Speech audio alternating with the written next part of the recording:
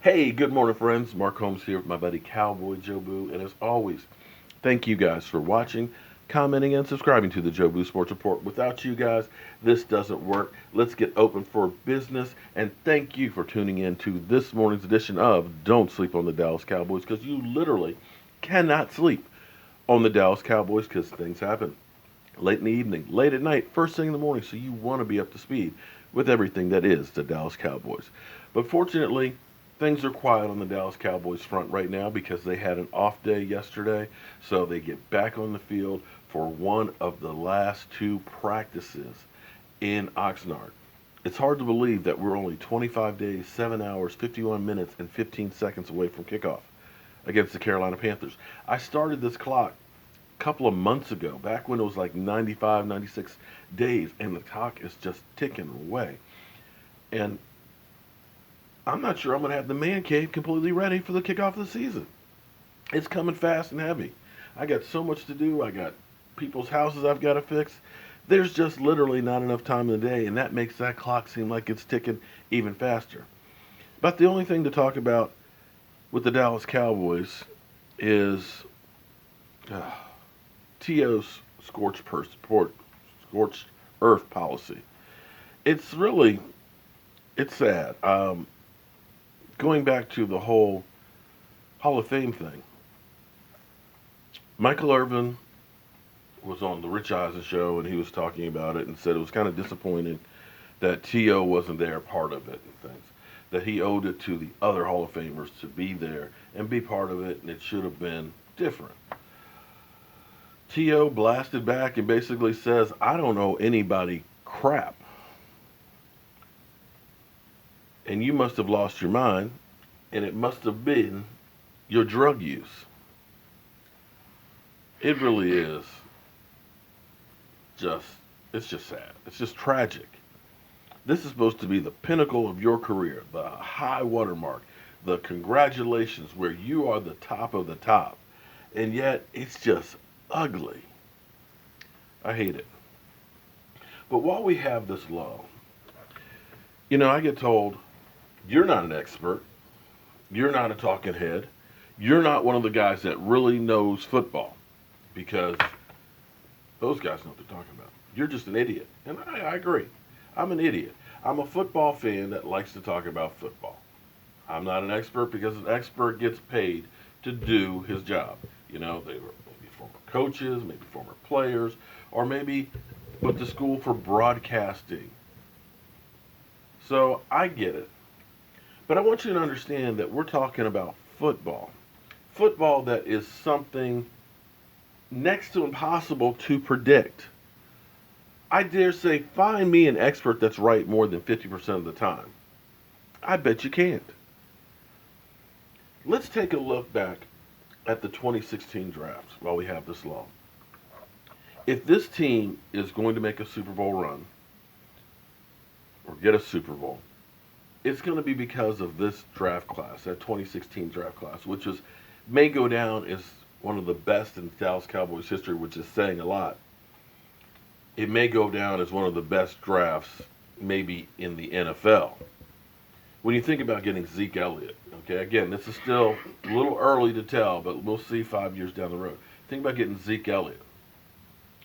And now if Jalen Smith really is healed, what he's looking like in practice, and now, of course, everybody looks good in practice this time of year.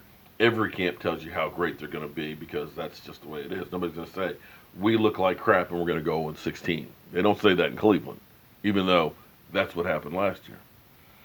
But then you look at Malik Collins, who's played significant time, was really good his rookie year. Hopefully that foot is healed because we need that guy to help clog up that middle. Tapper is the one that you kind of say, you got nothing out of. But then you got Dak Prescott. You got Anthony Brown, who may be a starter or at least a slot corner, who his rookie year played really, really well. Then you got Rico.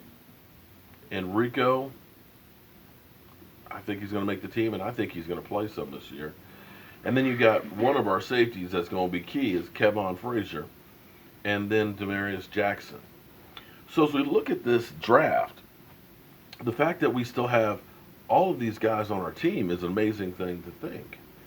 Especially when you look back when we had terrible drafts, like the 2009 draft, where literally 3 years later there was not a single player left on the team. It was that bad. Will McClay, you know, hats off to you because you've done a hell of a job bringing talent to the Dallas Cowboys. But here's the thing. Let's go here to the experts back in 2016 grading our draft class. Now, these are the guys that get paid to know everything about football. The experts. John Mutcha. If Elliott becomes a Pro Bowl, Jalen Smith returns to his Notre Dame form, there's a solid production from Malik Collins and Charles Tapper. This is an outstanding class. He gives us a C+. Coming to this year's draft, many were looking at the Cowboys to upgrade their defense, especially the pass rush in early rounds. Instead, they added the draft's top running back and player who may never return to elite level. Collins and Tapper both have the ability to contribute immediately up front, but will they? Randy Gregory and DeMarcus Lawrence out for the first 4 games. Rod Martinelli needs Collins and Tapper to help out as soon as possible. And you have the quarterback Dak Prescott. Some experts believe he'll never be more than a quality backup. Some experts believe he'll never be more than a quality backup.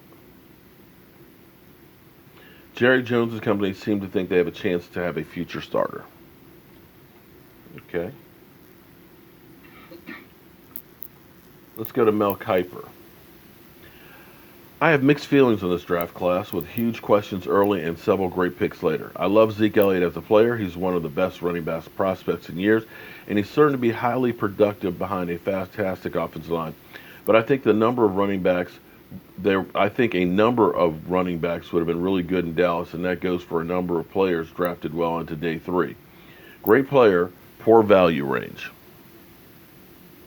Jalen Smith can be special if he gets healthy and would have been one of the top 3 players in my final big board if so.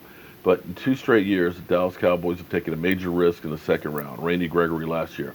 Hopefully it works out this time. I'm rooting for heck for the kid.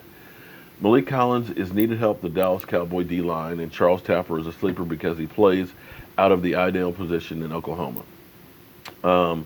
Dallas was interested in getting into the range for Paxton Lynch, and also missed out a chance on Connor Cook when the Raiders traded up. Dak Prescott is a solid guy to have on the bench, but I question the starting upside. And I have Brandon Allen ranked higher. One I really love, Demarius Jackson, is a great sleeper running back out of Eastern Michigan. Rico Gathers is a great coin flip late. Baylor basketball player who hasn't played football in years, but has tremendous size. Okay. Pete Presco, C-, his worst grade given. I love the 3rd round pick, Malik Collins, a defensive tackle from Nebraska. He's a penetrating tackle who can help with inside pass rush and will end up being a steal. Questionable move. Taking a linebacker, Jalen Smith, in the 2nd round was a head shaker. He has nerve damage in his foot coming off major knee injury and probably won't play it down this year. 3rd day Jim. Love the pick of Dak Prescott in the 4th round. They can develop him behind Tony Romo as a potential successor. Solid decision. Analysis, I don't like taking running backs high. So I ding the Cowboys for taking Zeke Elliott in the 4th spot, even if he is a good player. They also get 2 players, Smith in the 2nd round and Prescott in the 4th, who won't help right away. That's troubling. I like to see some of the other picks, but not a great draft for me. So this is what you're getting from the experts who basically gave us middle of the road. Other places basically said we were 15th to 20th in the draft class. There are a few in here that said, oh, there's a couple A's and things like that, but for the most part, most people's takeaway was you don't draft a running back in the 1st round. No. Running backs are a dime a dozen. Forget about it. You need immediate help. Dak Prescott, for most people, was iffy. Maybe a backup quarterback, not a franchise guy. So my point of doing this is, as we look at last year's football polls had the Giants as a Super Bowl favorite, had us as a Super Bowl favorite, had Seattle, had Green Bay as teams that should be top teams in the NFC. They weren't talking about the Rams. They weren't talking about the Eagles. They weren't talking about the Vikings. That's what it is when it comes to football. Honestly, you can do the numbers, you can look at the trends, you can go by what happened the year before, and at best, it's an educated guess. Sometimes I wonder if it's even an educated guess because basically a lot of times all they do is go by what happened last year. If you were good last year, that means you'll be good this year. But it don't work that way in football. We know it. On average, half the teams that were playoff teams the year before won't be the next year. In fact, last year, only one team was in the playoffs the year before, made the playoffs again in the NFC. And that was the Atlanta Falcons. Complete turnover. So, guys, hold on to your hats. Maybe it will be the Cleveland Browns that goes to the Super Bowl this year. Who knows? That's why we love football. It always surprises you. And with that being said, I got to go get to my day job because I got bills I got to pay. So as always, friends, thank you all for watching, commenting, and subscribing to the Joe Boo Sports Report. Make sure you have a great Dallas Cowboy day, and I'll see you soon.